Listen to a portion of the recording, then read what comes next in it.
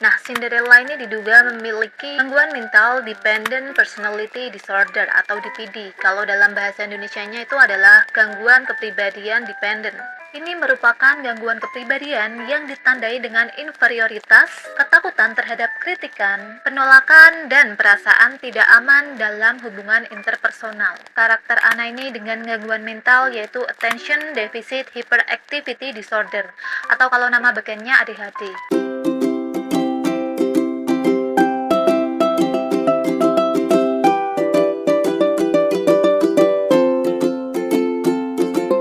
Hai, Assalamualaikum warahmatullahi wabarakatuh. Nama aku Lisa dan kita ketemu lagi di weekend ini. Happy weekend. Dan seperti biasa, kalau weekend kita nggak bakal bahas tentang hal-hal kriminal ataupun hal-hal horor yang menyeramkan. Kita bakal lebih slow. Dan kali ini aku bakal bahas sebuah teori konspirasi yang menyatakan bahwa ada Disney Princess yang mengidap penyakit mental. Iya, kalian nggak salah dengar, penyakit mental yang diderita oleh Disney Princess. Menurut aku ini menarik banget karena dulu waktu aku zaman SD itu aku seneng banget nontonin Disney Princess. Bahkan ya kalian tahu kan buku yang sampul-sampul, kalau kita buku tulis gitu, aku tuh pilihnya yang Disney Princess. Jadi don't judge a book by its cover kayaknya nggak berlaku buat aku, karena aku kalau misalnya cari buku tulis tuh pasti yang aku cari tuh covernya, kalau nggak covernya dalamnya. Yang dalamnya Kiki ada gambar-gambarnya tuh wah udah berasa mewah banget, berasa anak-anak yang banget kayak gitulah. Ya udah sekalian kita reunian nih, langsung aja kita masuk ke pembahasannya. Let's go. Kalau kalian lihat Disney Princess, apa sih yang ada di pikiran kalian? Wah, wanita yang anggun, menawan, baik hati, cantik, sempurna lah intinya. Tapi ternyata beberapa karakter ini tuh ada yang disebut memiliki penyakit mental. Berbagai tanda-tanda tersebut bisa dilihat dari interaksi, pola pikir, emosi, dan tingkah laku dari para Disney Princess ini. Tapi aku mau disclaimer dulu, ini belum ada confirm dari pihak Disney-nya. Ini tuh cuman kayak pengamatan dari para ahli psikologi. So, yang pertama ada Cinderella. Ya, Cinderella, one of my favorite Disney princess. Aku paling suka sama Cinderella sama Sleeping Beauty, Aurora. Nah, Cinderella ini diduga memiliki gangguan mental dependent personality disorder atau DPD. Kalau dalam bahasa Indonesianya itu adalah gangguan kepribadian dependent. Apa sih itu gangguan kepribadian dependent? Jadi ya, gangguan kepribadian dependent ini adalah suatu kondisi di mana seseorang memiliki pola perilaku yang sangat bergantung pada orang lain untuk merasa aman dan bahagia hingga menyebabkan masalah dalam kehidupan sehari-hari. Nah, Cinderella ini diduga mengalami DPD karena dalam filmnya bisa kita lihat ya, Cinderella ini mengalami perlakuan yang buruk dari ibu tiri dan juga saudara-saudara tirinya. Hal ini membuat Cinderella merasa takut dan terisolasi. Namun, ia juga sangat bergantung pada tokoh-tokoh baik seperti ibu peri dan juga hewan-hewan yang sering menolongnya. Ia merasa sangat bergantung pada mereka untuk mendapat dukungan emosional dan juga melindungi dirinya dari rasa takut dan juga tidak aman. Menurut sebuah artikel yang berjudul Cinderella and Her Sister oleh Susan R. Meyer di tahun 2015, Cinderella mengalami DPD karena perilakunya yang sangat bergantung pada orang lain dan kurangnya kemampuan untuk membuat keputusan secara mandiri.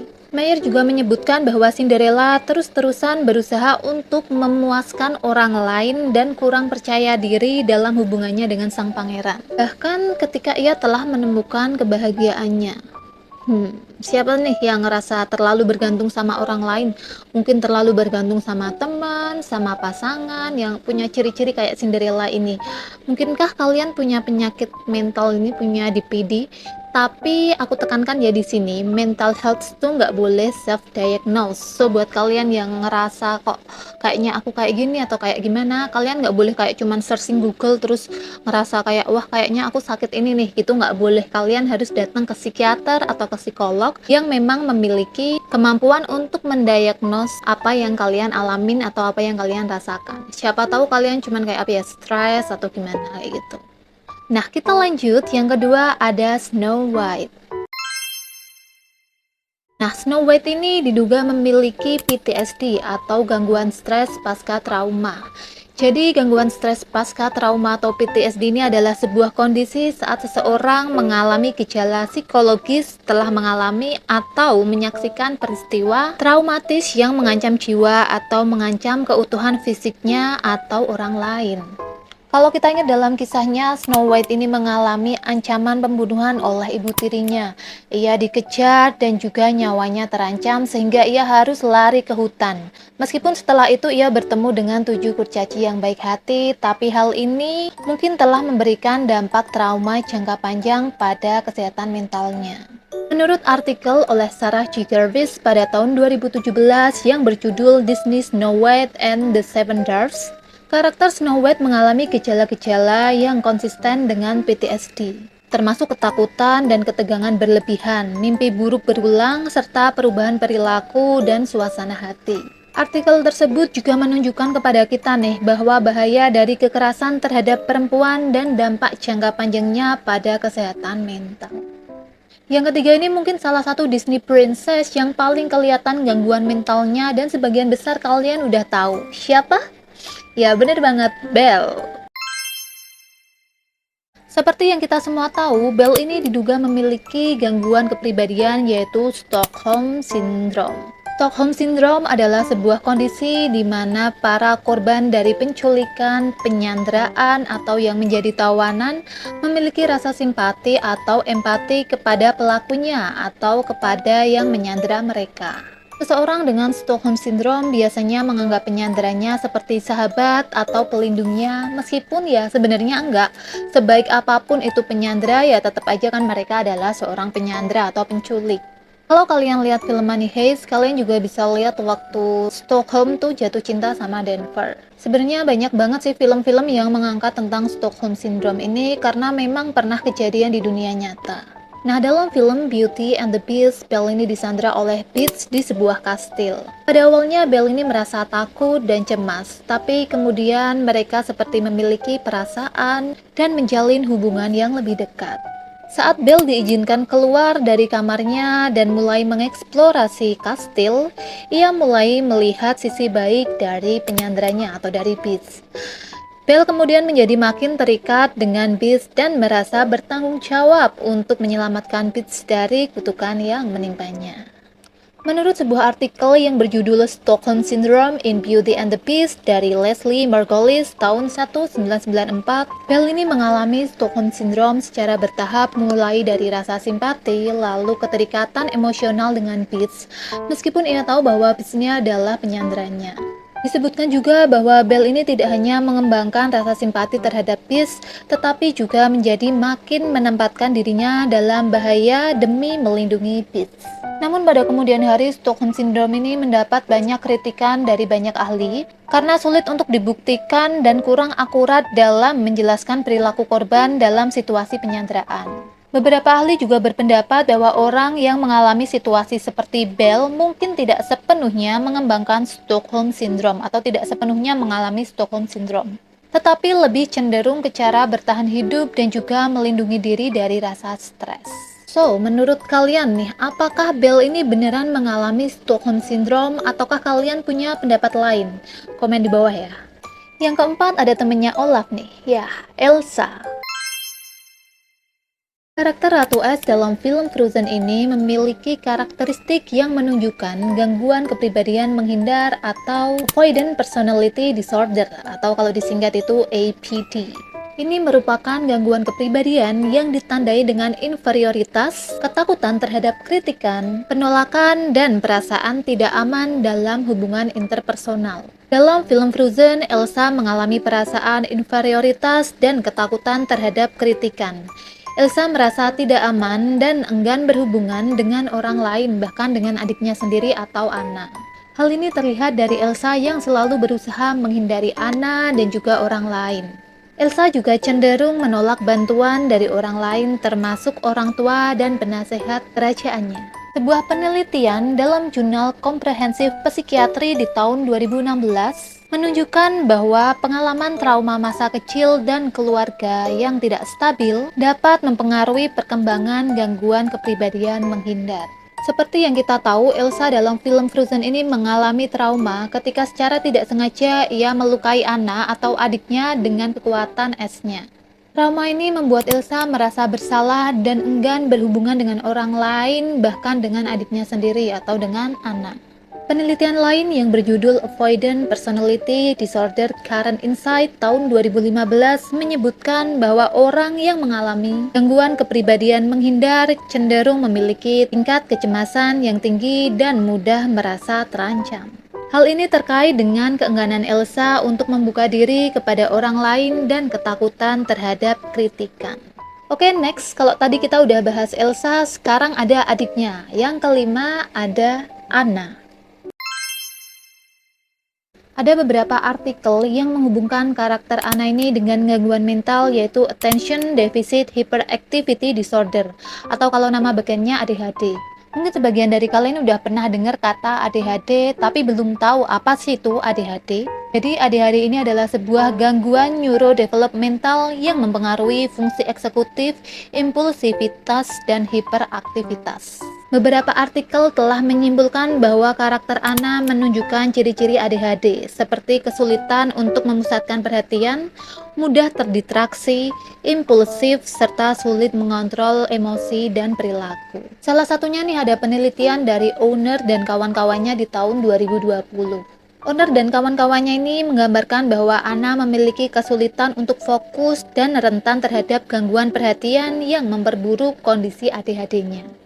Selain itu, dilansir dari headline, Anna ini menunjukkan perilaku impulsif dan sering bertindak tanpa memikirkan konsekuensi dari tindakannya. Misalnya nih, waktu Anna sama Kristoff pergi ke gunung. Nah, Anna ini kan ada ya di scene yang Anna loncat ke kuda, tapi dia tuh nggak mikirin bahayanya untuk dirinya sendiri, kayak gitu. Yang keenam ada favoritku juga nih, Aurora di Sleeping Beauty.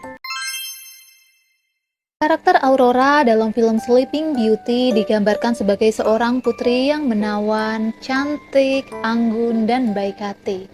Intermezzo aja nih, aku suka sama Aurora tuh sebenarnya juga karena menurut aku dia adalah princess yang paling cantik.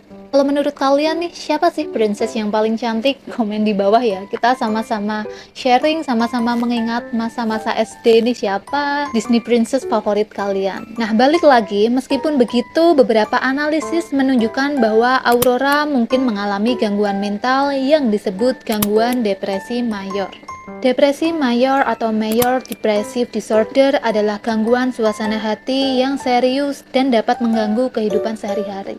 Beberapa gejala depresi mayor yang dialami oleh Aurora ini bisa dilihat dari hilangnya minat terhadap sesuatu yang ia senangi atau ia gemari.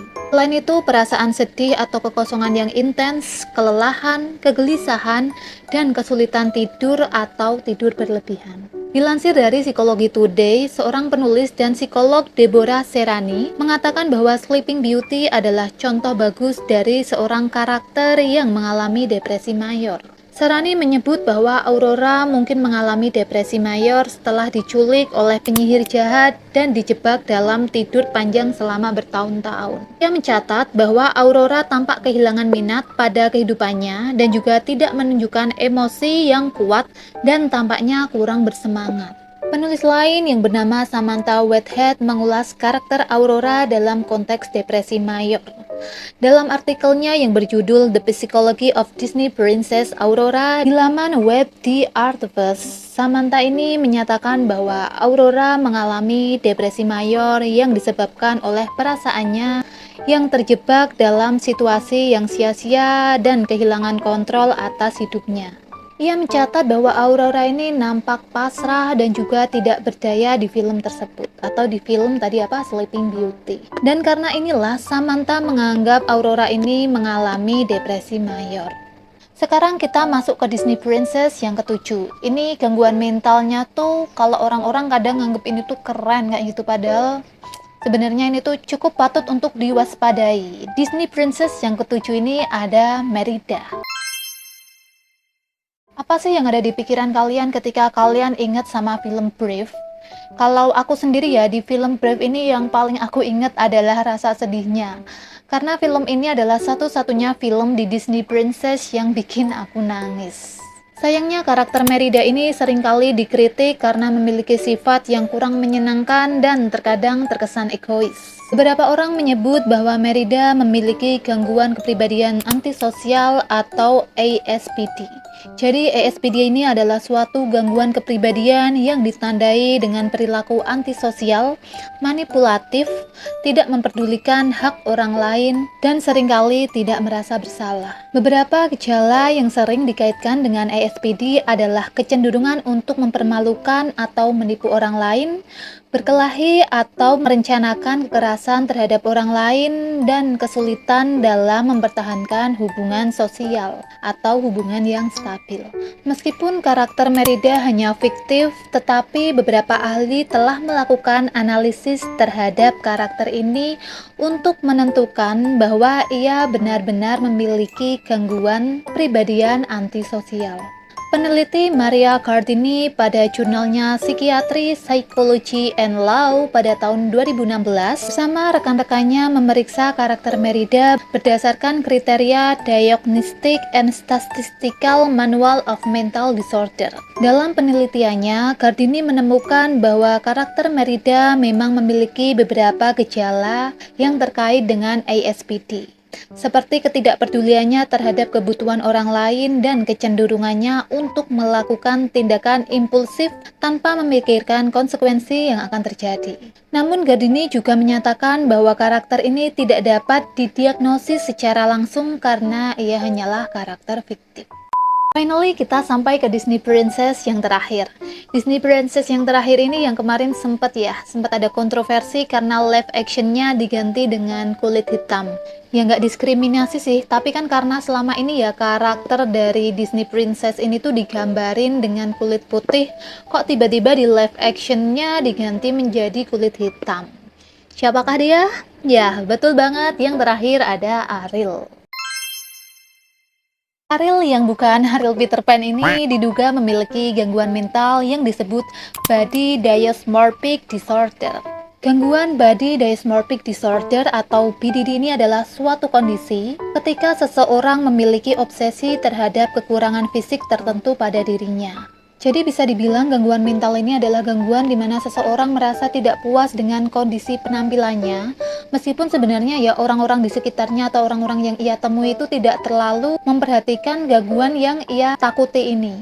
Jadi ya kayak minder kayak gitulah. Cuman mindernya di sini tuh bukan minder yang cuman minder di tahap wajar atau normal kayak gitu enggak, tapi yang di minder yang benar-benar di tahap ekstrim. Artikel yang berjudul Body Image and Disney Princesses yang ditulis oleh Sarver and Brown di tahun 2010 mengungkapkan bahwa banyak karakter dari Disney Princess termasuk Ariel yang memiliki proporsi tubuh yang tidak realistis. Hal ini dapat menyebabkan anak-anak merasa tidak puas dengan kondisi tubuhnya atau kondisi penampilannya.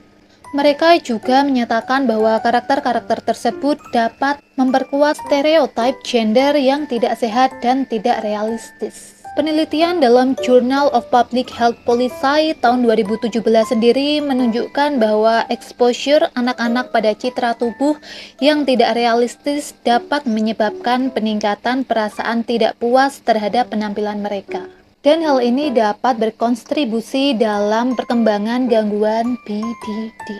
Nah, karena itulah dianjurkan untuk membatasi paparan anak-anak terhadap citra tubuh yang tidak realistis dan lebih mempromosikan penampilan yang sehat dan realistis. Oke, itu tadi 8 Disney Princess yang diduga memiliki gangguan mental. Menurut kalian nih, kalian percaya atau enggak kalau para Disney Princess ini memiliki gangguan mental, ataukah itu cuman kayak teori konspirasi belaka? Meskipun ya di Indonesia itu gangguan mental atau mental health itu masih dianggap remeh dan dianggap kayak apa ya, aku kalau ngelihatnya tuh kayak mitos kayak gitu, karena orang Indonesia kebanyakan nggak percaya sama mental health kayak gini dan menganggapnya tuh kayak mereka kurang bersyukur ataukah mereka tuh kurang ibadah atau gimana. Kalau di Indonesia kebanyakan yang aku lihat kayak gitu. Kalau menurut aku sendiri, ya aku percaya karena terus terang aku sendiri punya anxiety disorder dan pernah depresi mayor. Jadi aku sendiri pernah mengalami dan aku juga mendapat penanganan dari pihak yang kompeten dalam bidang tersebut. Jadi sekali lagi aku tegasin ya, kalau misalnya mental health itu nggak bisa self-diagnose. So buat kalian yang misalnya ngerasa kok kalian punya kayak ciri-ciri mental health, kalian bisa langsung aja ke orang-orang yang memang kompeten atau ahli di bidang tersebut, kayak ke psikolog atau ke psikiatri. Karena pengalaman aku sendiri, jadi awalnya tuh dulunya aku emang cuman taunya ya, aku ini punya anxiety disorder. Tapi ada di satu sisi ketika aku mungkin dalam kondisi benar-benar jatuh, dan aku periksa ternyata pada saat itu aku nggak cuman anxiety disorder, tapi mungkin di saat itu aku ada depresi mayor. So, yaitu tadi sharing kita hari ini, kita sama-sama belajar tentang mental health dan gimana sih sebenarnya ciri-cirinya kayak gitu ya. Dan aku harap banget buat kalian siapapun yang nonton video ini, jangan sampai meremehkan yang namanya gangguan mental. Makasih buat kalian yang udah nonton video ini sampai selesai, dan buat kalian yang belum subscribe channel aku, bisa di subscribe di bawah biar kalian gak ketinggalan info-info dan video-video terbaru dari channel aku, dari channel ini. So, see you at the next video. Thank you terima kasih. Happy weekend ya buat semuanya. Bye. Assalamualaikum. 126끝